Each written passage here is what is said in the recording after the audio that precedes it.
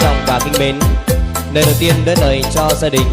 ban nhạc Thanh Tình xin gửi đến toàn thể cô chú anh chị, các bạn trẻ nam nữ thanh niên với một lời chào, một lời chúc sức khỏe và một lời cảm ơn chân thành nhất đã trở lại với hôn trường mừng cưới của gia đình ngày hôm nay.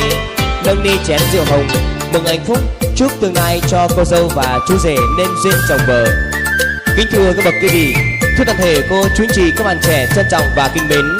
ở tuổi thọ này người, trai lớn thì dừng vợ, gái lớn gả chồng, đó là một quy luật tất niên của cuộc đời. Và để rồi có tuổi trẻ tình yêu khát khao và cháy bỏng như chiếc cầu vồng bắc qua cơn mưa, luôn tỏa ánh sáng hào quang, như có tình yêu cao sang, có tình yêu mạnh mẽ, dù ngày mai còn gian nan vất vả, nhưng các bạn trẻ đã không quản ngại chi, đã vượt qua giới hạn của một tình bạn chân chính để bước đến với một tình yêu chung thủy. Và để rồi em về thưa với gia đình,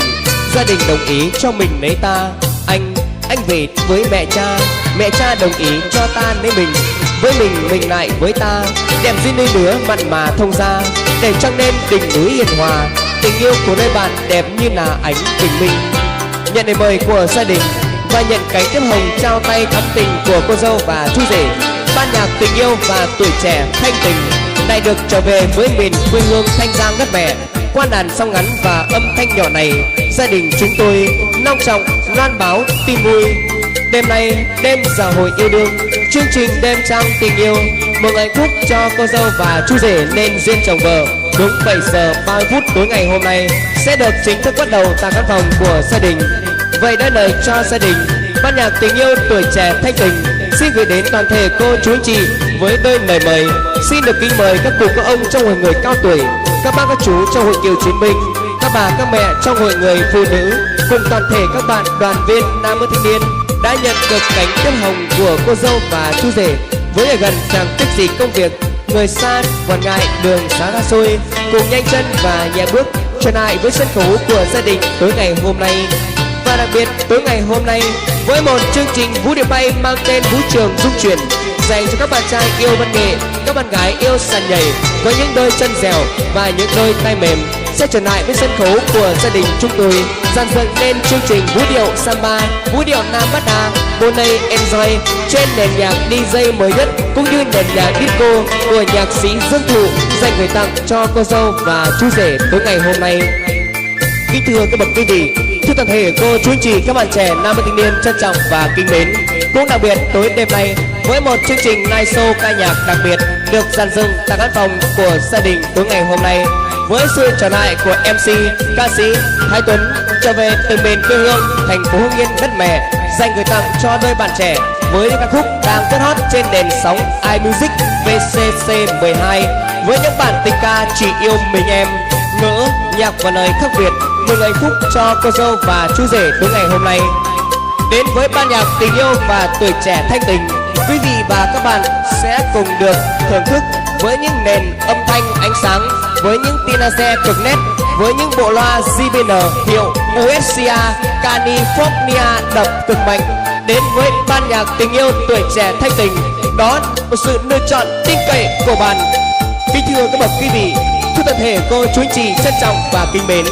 chim tung cánh loan tin mừng hạnh phúc, hoa hét cười đón nắng bình minh, với đôi anh chị đẹp xinh, đẹp bên long phượng chúc mai một nhà, họ hàng cô bác gần xa đến mừng hạnh phúc tạo tần cập kê, để chúc cho duyên thắm má kề, trăm năm hạnh phúc không hề đổi thay. Và từ nay đến tuổi thanh xuân, từ nay đến tuổi ân cần bên nhau, cho quả cau là quả cau non, thân nó tròn tròn vỏ nó xinh xinh, để nàng về nàng ở với anh, yêu nhau câu 6 bổ thành câu 3.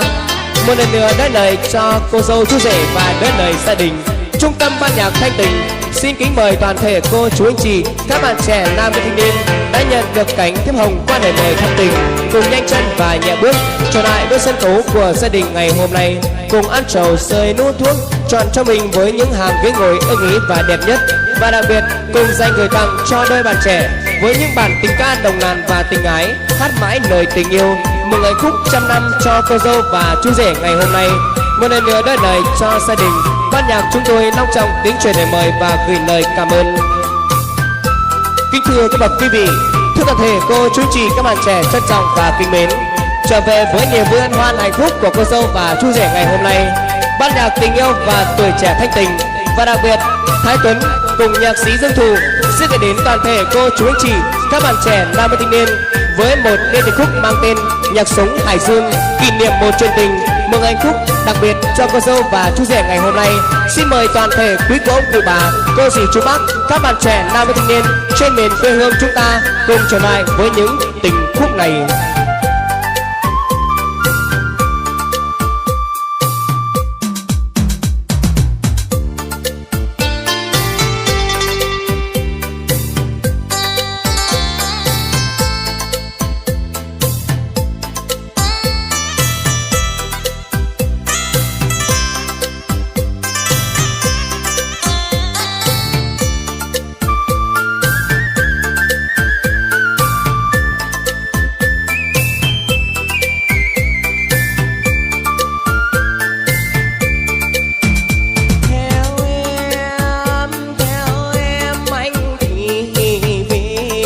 Thăm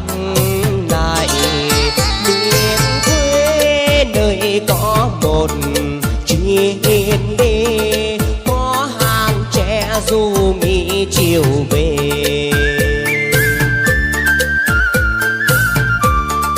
Nơi quê ta bánh đa bánh đúc,